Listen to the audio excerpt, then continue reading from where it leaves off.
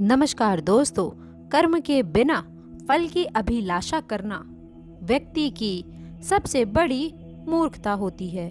नमस्कार दोस्तों, जय शनिदेव। आप सभी का बहुत बहुत स्वागत है हमारे YouTube चैनल में। आज हम बात करने वाले हैं आपके राशिफल के बारे में।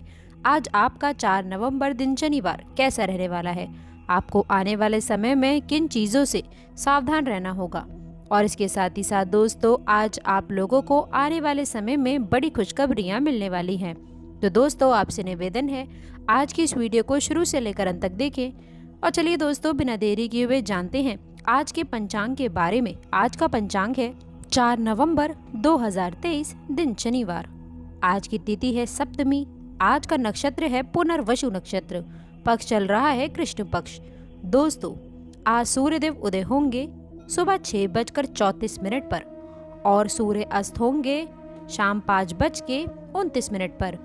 दोस्तों आज का शुभ समय रहने वाला है सुबह 8:38 से सुबह 10:49 तक रहेगा। अगर दोस्तों कोई भी शुभ काम करना हो तो आप इसी समय करें, ये बहुत शुभ रहेगा। और इसके साथ ही साथ आज का अशुभ समय है दोपहर 1:10 से दोपहर 1:54 तक। दोस्तों आज आपका लकी नंबर है 6 और लकी कलर है सफेद। अब बात कर लेते हैं आपके राशिफल के बारे में। बड़ी खुशखबरी आपको मिलने वाली हैं। आप सभी को भी बता दें, इस खुशखबरी के साथ साथ आज के दिन में आप लोगों के जीवन काल का सबसे बड़ा खुशखबरी के योग बने हैं, क्योंकि दोस्तों आपका भाग्य बदलने से किसी का बाप भी अब नहीं रोक सकता है। दोस्तों कोई भी चाहे कितना भी जोर क्यों ना लगा ले, कितनी भी ताकत क्यों ना लगा दे, लेकिन आप सभी को बता दे भगवान का लिखा कोई भी नहीं मिटा सकता है। याद रखिए कि भगवान धीरे धीरे करके ही सही पर आपकी किस्मत का फल आपको अवश्य देते हैं। आपसे आपका भाग्य की सबसे बड़ी खुशखबरी अब आपको मिलने वाली है। जी हाँ दोस्तों, क्योंकि ये समय आप लोगों के लिए बहुत खास है। करोड़ों के मालिक आप बनेंगे, राजा बन जाओगे आप। दोस्तों आप सभी को हम इस बात से भी अवगत करा दें कि भगवान की लीला का आशीर्वाद आप लोगों के जीवन में पड़ेगा और आप धन्य होने वाले हैं। दोस्तों आप सभी को ये भी बताना चाहेंगे कि आपने एक कहावत तो सुनी ही होगी कि कर भला तो हो भला। जी हाँ दोस्तों, आपने अच्छे कर्म अगर किए हैं तो आपको उसका फल भी अवश्य मिलेगा। ये आपके जीवन की बात है, ये आपके राशिफल की बात है। दोस्तों आपकी जानकारी के लिए आपको बताना चाहती हूँ कि जीवन में होने वाला है बड़ा चमत्कार और आपके घर परिवार में आने वाली हैं खुशियाँ। जी हाँ दोस्तों, लेकिन आप सभी के जीवन काल में होकर रहेगा चमत्कार और आप बन जाओगे मालामाल। जिंदगी बदलनी है तो आज की इस जानकारी को आप शुरू से लेकर अंत तक देखें। तो दोस्तों यदि आपको सचमुच में भगवान की मदद की आवश्यकता है, आपकी तकलीफें बहुत अधिक बढ़ गई हैं, पीड़ाएं बढ़ गई हैं, तभी आप इस चीज़ में आगे बढ़े और इस बातों में बताई गई विशेष तौर से इन बातों को आपको ध्यान में रखने की आवश्यकता है। दोस्तों अब ध्यान से सुनिए कि ये साधनाएं आपको किस प्रकार से करनी है। असल में दोस्तों इस साधना के 2 चरण रहने वाले हैं। एक चरण दोस्तों जो कि मंदिर में होगा और दूसरा चरण जो कि आपके घर में होने वाला है। तो दोस्तों अब आप जिस भी मंदिर में जाएं, यहाँ पर ये साधना का एक चरण होगा। उस मंदिर में हनुमान जी की मूर्ति दक्षिण मुखी होनी चाहिए। जी हाँ दोस्तों, हनुमान जी का एक नाम दक्षिण मुखाय भी है, तो हनुमान जी का मुख दक्षिण दिशा की ओर होना चाहिए। ऐसे मंदिर में ही आपको जाना होगा। दोस्तों दूसरा कि अगर आपको जो घर पर एक भाग्य की साधना पूर्ण होगा वह सुबह सुबह आपको करना होगा। जी हाँ दोस्तों, रात्रि में ना करें, दिन के किसी भी समय में आप ना करें। तो चलिए दोस्तों अब शुरुआत कर लेते हैं और आप सभी को बता देते हैं कि इस साधना को आखिरकार आपको करना कैसा है।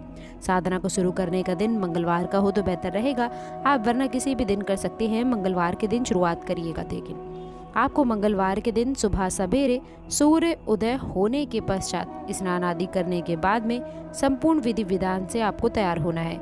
यानी कि आप लोगों को जितना हो सके उतने लाल वस्त्र पहनने हैं, लाल आसन का आपको प्रयोग करना है, लाल प्रसाद का ही आपको प्रयोग करना होगा। जी हाँ दोस्तों, लाल रंग का लड्डू या फिर कोई भी मिठाई या फिर कोई फल का भी आप प्रयोग कर सकते हैं। अब आप लोगों को आसन बिछाकर बैठना है और जो चौकी लगी है वहाँ पर आपका मुंह यानी कि उत्तर दिशा की ओर होना चाहिए। आसन दोस्तों जहाँ आप लगाएंगे, जहाँ पर हनुमान जी की मूर्ति या फिर फोटो रखेंगे, उसका मुख दक्षिण दिशा की ओर होना चाहिए। आपको आसन लगाते समय दोस्तों खास ध्यान रखना है, आपको पुष्प अर्पित करना है, पूजा पाठ करनी है, विधि विधान के साथ में आपको कार्य करने हैं, उन्हें भोग लगाना है और उसके बाद ही हनुमान चालीसा का आप पाठ शुरू कर सकते हैं। याद रखिएगा दोस्तों कि आप लोगों को हनुमान चालीसा का पाठ आपको 7 बार करना होगा। जी हाँ दोस्तों, हनुमान चालीसा में स्वयं ही ये चीज़ लिखी है कि जो 7 बार पाठ करे कोई, छूट हे बंदी महासुख होए।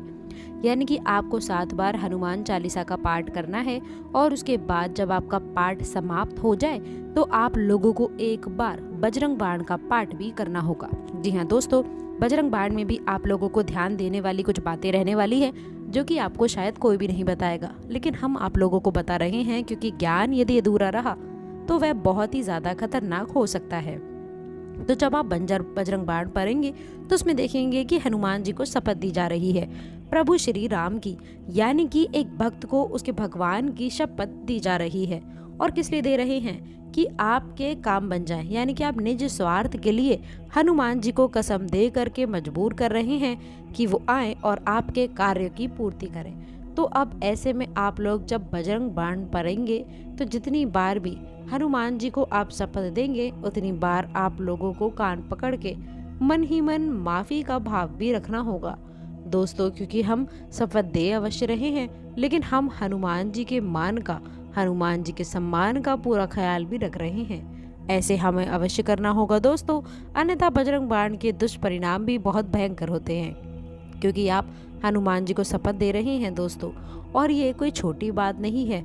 तो आपको अपने मन के भाव रखने हैं, कान पकड़ के उनसे माफी का भाव रखना है और बजरंग बाण का आपको पाठ करना है। इसके बाद अब आपका साधना का भाग शुरू होगा। ये तो आपकी साधारण सी पूजा पाठ थी, अब आपकी साधना का भाव शुरू होगा और आपको अपने दाहिने हाथ की इंजरी में चल लेना होगा। और दोस्तों आपको बता देंगे, जल लेने के बाद में हनुमान जी की फोटो के सामने संकल्प करें कि हे प्रभु श्री हनुमान जी, अब आप हमारी अमुक यानी कि इस मनोकामना की पूर्ति के लिए प्रयास करें, हमारी मनोकामना पूर्ति करें। हम आपके लिए अपनी मनोकामना पूर्ण हेतु ये संकल्प लेते हैं कि 21 दिनों तक इस तरह की साधना यानी कि यह साधना पूर्ण अवश्य करेंगे।